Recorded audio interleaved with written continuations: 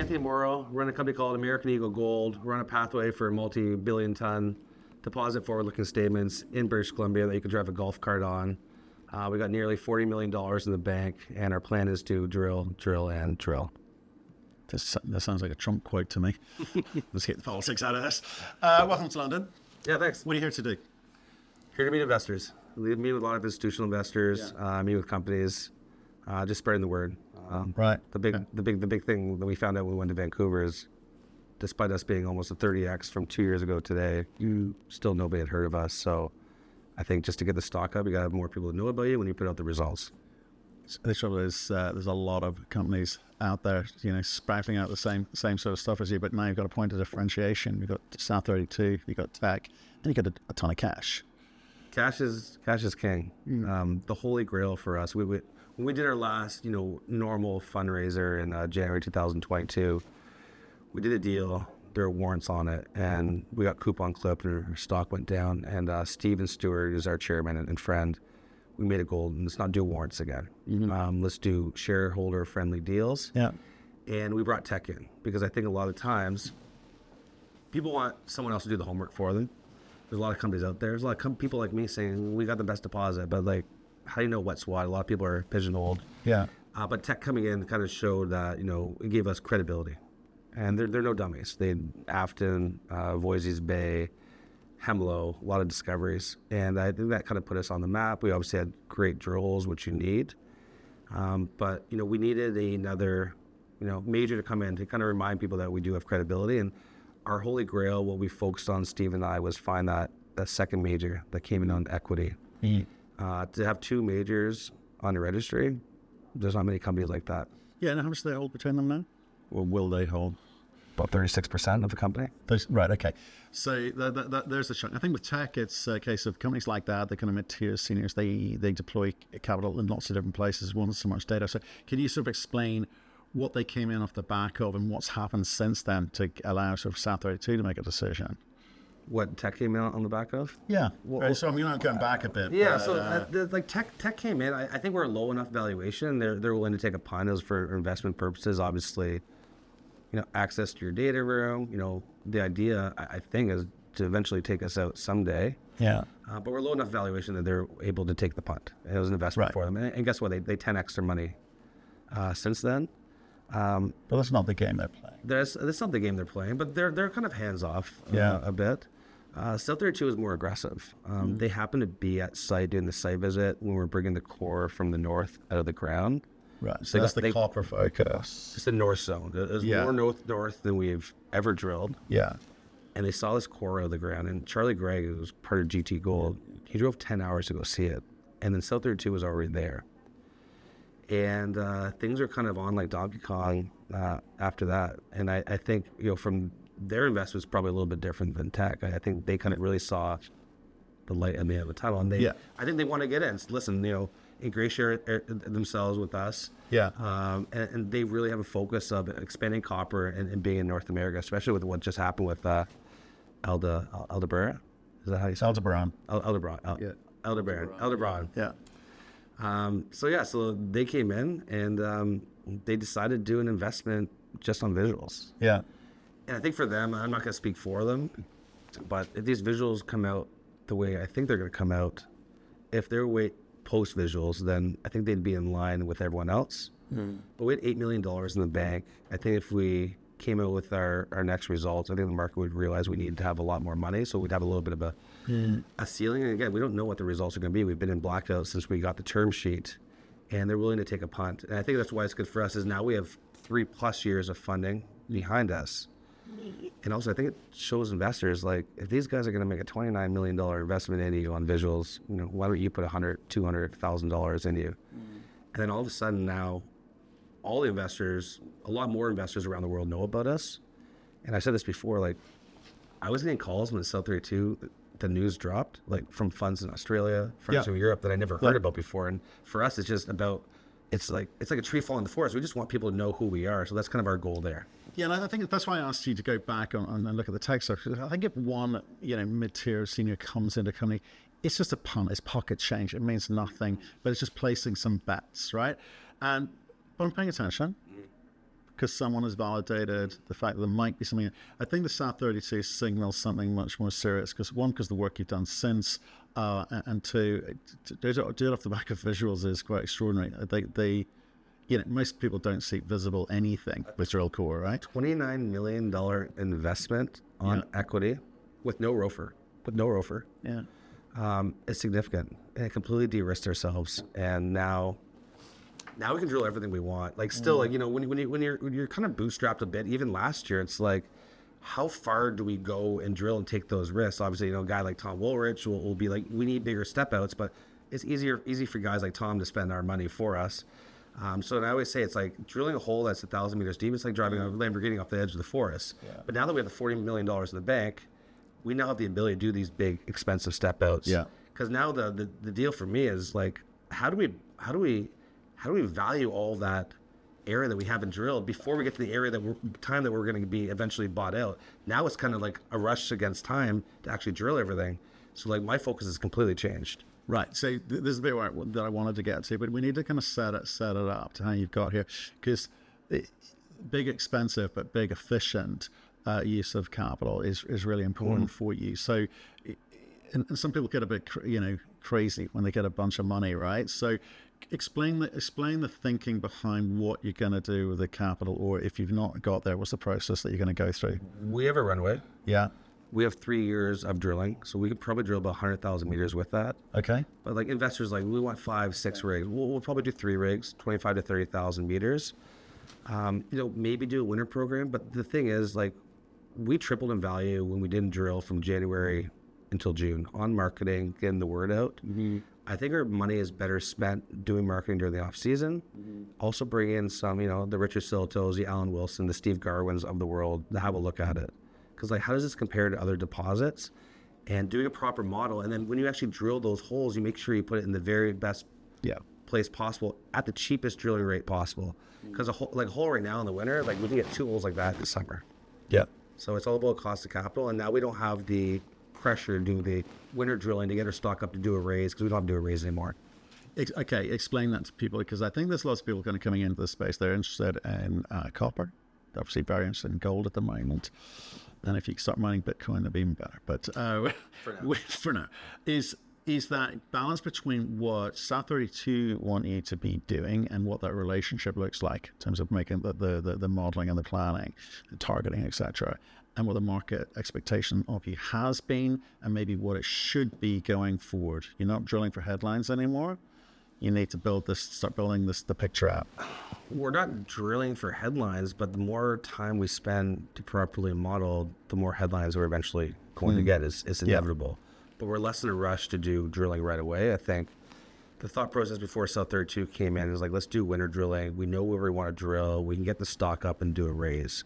I think it's kind of changed a bit now. But South32, like, they want to be super active. Like Tech's a little bit more laissez-faire. They're great, but they have like maybe a different mandate. But South32 wants us to help us, give us resources, help us figure out where those holes are going to be. And like they probably had 10 or 20 people that went through our data room, looked at everything. So when we're doing this deal, I kind of felt a bit like, we're selling a house where we know there's a Picasso up in the attic.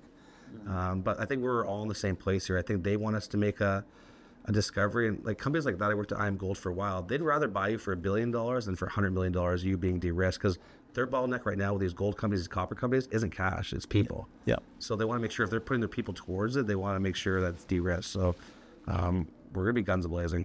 Yeah, I mean, discovery's work is essential for the big boys as well as the little boys, right? So, so where are you with that? What you've kind of got this kind of halo.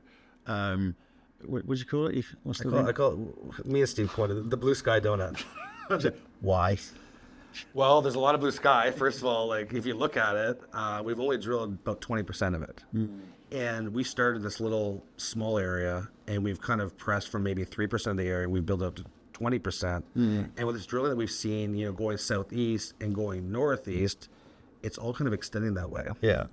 And a guy named Jeff Stibbert, he runs JDS, one of the smartest guys in mining. Yeah. He brought me to his office, and he showed me a mine. He goes, this giant mine. He goes, you have the same thing. He goes, but they have a piece of paper, and they got these, they think it's a giant open pit, but there's 7 different 100 million ton high grade deposits on it. Yeah. Because you guys got the same thing, but instead of it just being like a square, he goes, it's a circle. Right. You just haven't drilled enough of it. He goes, you could have these 7, 8 high grade, 100 million ton kind of areas there, and you just have to drill it. So I think that's the big difference. We just haven't drilled it yet. And what are you trying to see? Because we've kind of got this kind of copper in the north coming down, and gold in the south. And you report in copper equivalent terms, but how's it sort of breaking down with the data that you've got so far? In the south, I think it's about, I would say 50-50, maybe 60-40 copper to gold. We call it the golden rich zone. Yeah. And in the north, I would say it's probably around 70-30 copper to gold. Okay. But we're getting hints of gold with some of these drill holes that we're having. So it's kind of working for gold companies, clearly, and possibly people hunting copper specifically. Gold companies want copper now. Look at Barrick. Like Nico just did that big investment with ATEX, with a warrant, by the way. Yeah.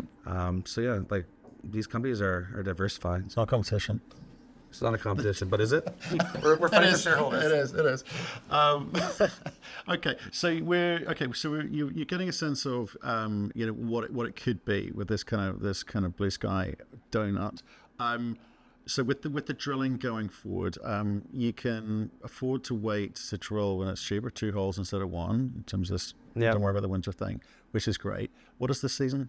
How long's the season? You can drill all the way through the year. I think the season you really want, what you want to avoid is the breakup of when it starts getting wet. So maybe April, May, beginning of June. Right. But you can drill all the way through the year. We still might drill in the winter, but we're just evaluating everything. We still have 11 assays coming out, so it's hard to know without having our assays out yet what we're going to do. Okay. Now you're not cash constrained like you were 2 years ago, I'd say. You didn't have as much money as you'd want. Ideally, you want to have lots of money. So I know Stephen's very good at finding money. I better say that because he'll be watching.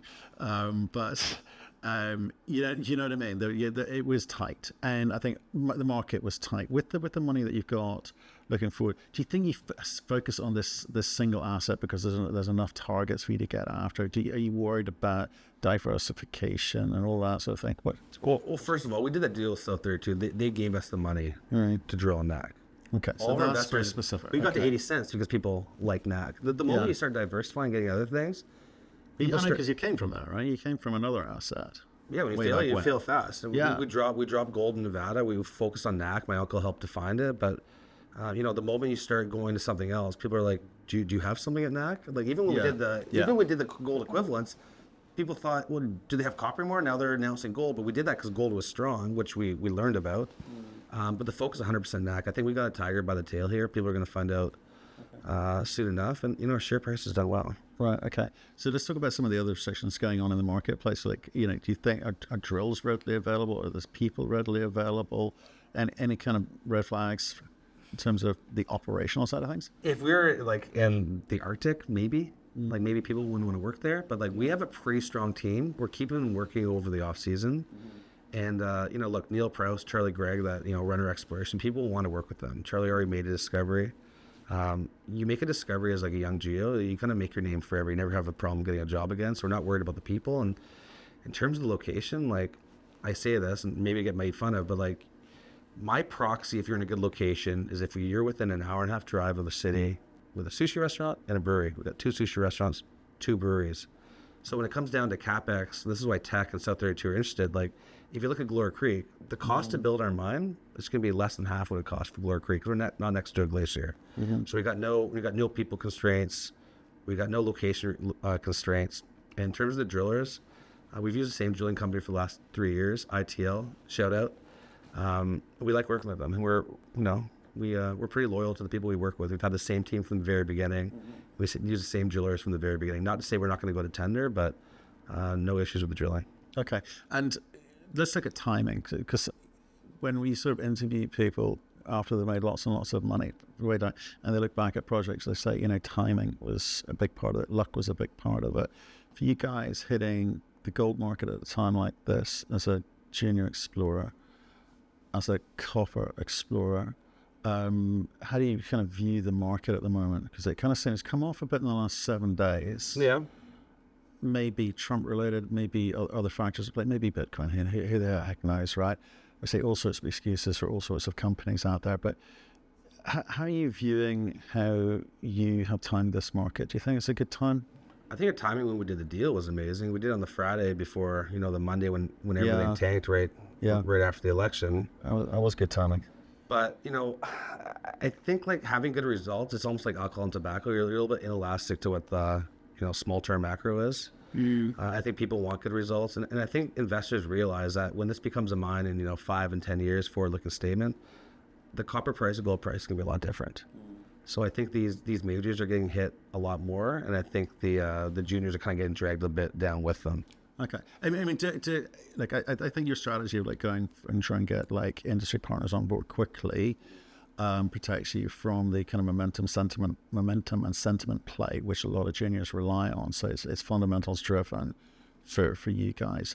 Can you sort of talk to what are you saying to your retail guys at the moment? So in terms of hang in there. Don't cash out. Are you happy to kind of rotate that register? We just give them all the facts. I think we're really good with our investors because, we do interviews with retail like Nate Smith. And we introduce online, all of our marketing is kind of homegrown online with like Charlie Gregg and Neil Pro. So I do the high level kind of pitch, but we get all the geos together and they speak to the other geos. We just tell the retail, look, we've brought you up 30x in the last 2 years. Yeah. Give us a little bit of leash here because we have never disappointed on the asset level and we always have surprises on the corporate level. We brought in Tech, we brought in South32. So for me, it's like, I think we have the potential to have another 10x on us. Like okay, my goal, it's good to have goals. My goal is triple comma. I always say it's get to $1 billion valuation, then reevaluate. And this South32 money for us, it creates kind of a bit of a floor for us around that 87.5 cent level, at least for now. Yeah, but shareholders don't look at it like, let's get to $1 billion level. They look at what the share price does, right? That's how we make money. And it's 30 times since, I think, literally this time 2 years ago. Yeah. It's 4 times since the beginning of this year. Most people are thinking, is it going to get better than this? Do I bail out and get on something else?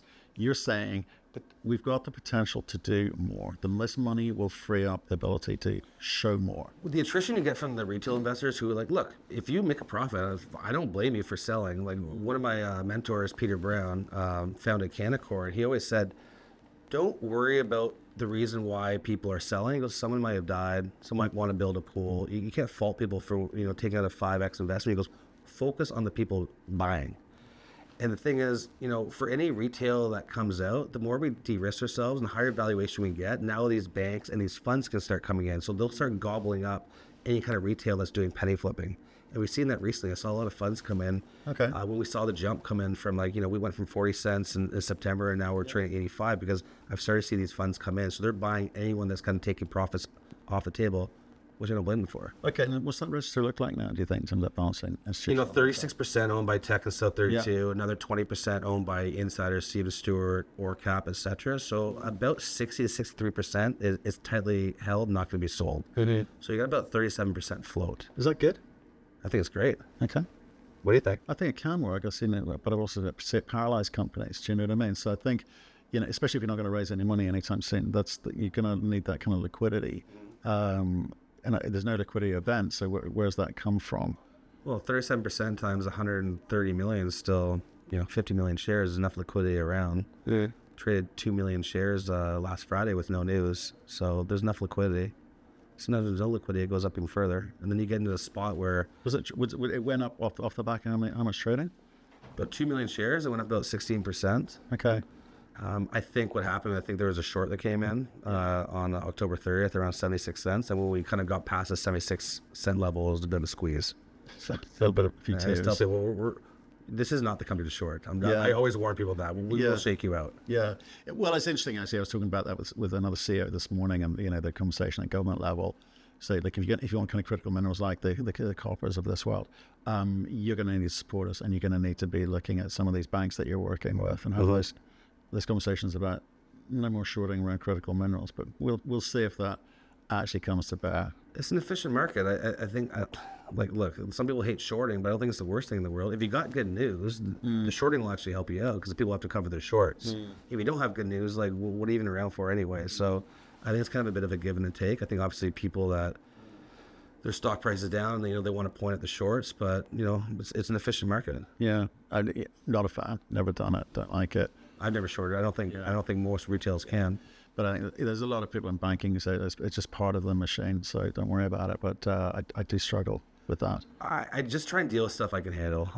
That's a black box I've never figured out, and it's not something I'm kind of focusing on. Like start doing petitions against shorting. I try and just focus on getting shareholders, give them information that they can buy the stock off. Like all these resource companies, it's like finding a needle in a haystack.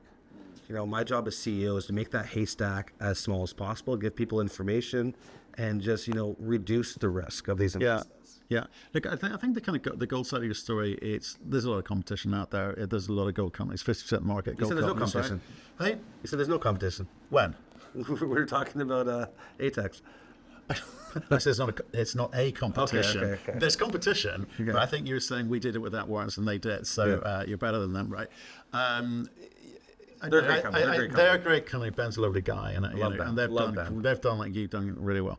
I think there's a lot of gold stories around this. So in that sense, there's a lot of competition, a lot of white noise about gold, right? Copper, not so much. But I'm looking around at your peers talking about gold, and certainly on the TSXV, not a lot of companies, not a lot of good companies. Talk about short supply.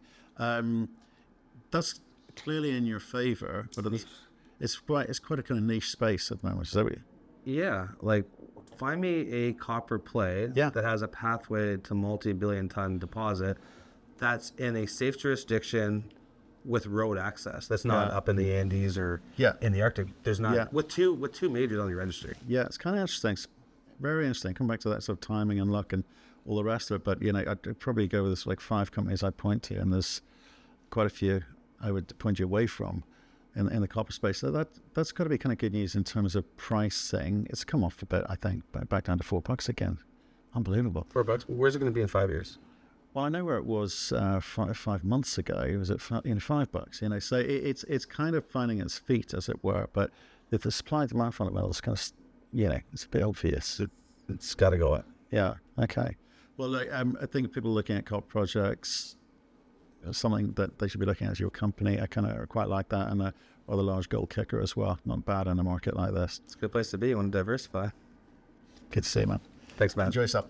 Cheers.